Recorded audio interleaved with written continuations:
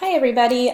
Here's a quick overview for what we're going to be doing this week. So this week we're focused on accountability measures in North Carolina.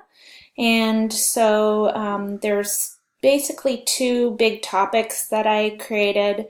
One relates to the ESSA, and that's the Every Student Succeeds Act, and then how that has been implemented so far in North Carolina.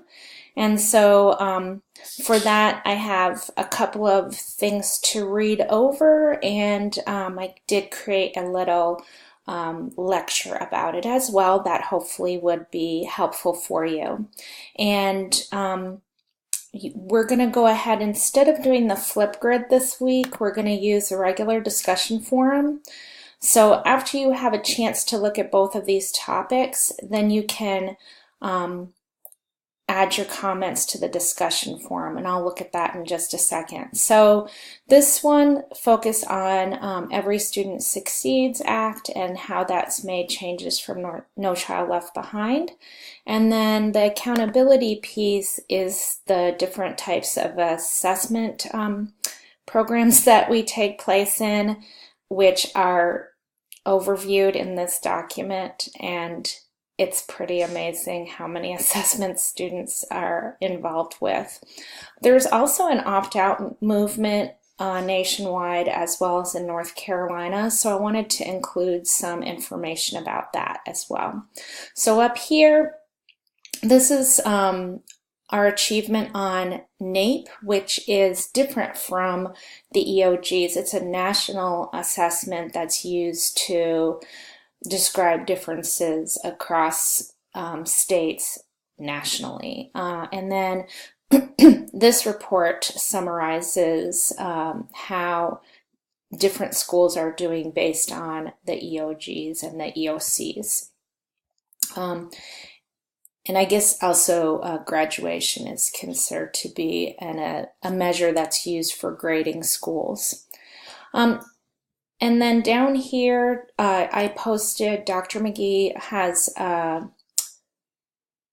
explanation of the individualized student report documents, and those are actually pretty useful for teachers to look at to see where students are doing well and where they might be struggling with regards to the standards that are assessed on the end of grade or end of course assessments.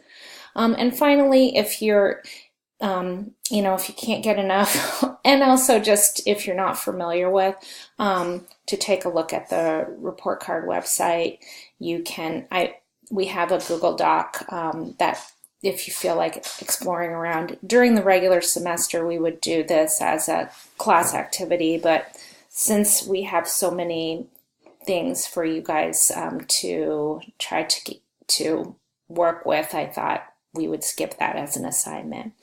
And then this lecture is related to standardized testing and kind of explains a little bit more about what standardized testing is. So that could be useful for you as well.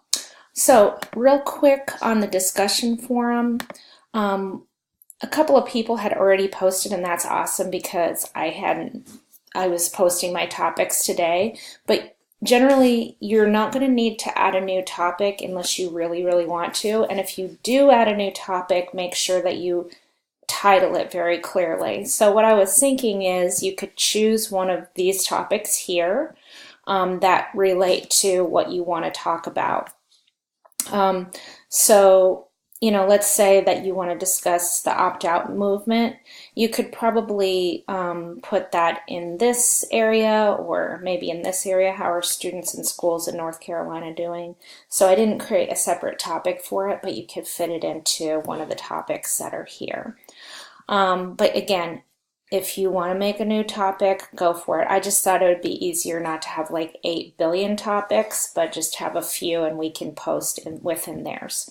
So you pick your topic out, and the ones that I posted some questions with them, and then you would respond to one or more of these questions. You can come up with your own question as well so that you guys can have a discussion.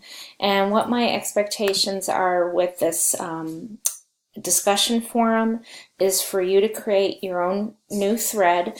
Make sure that you are fairly specific. Relate your comments to something that you read, so that I can see the meat and depth in your original response, and post a question so that other people can interact with your post as well.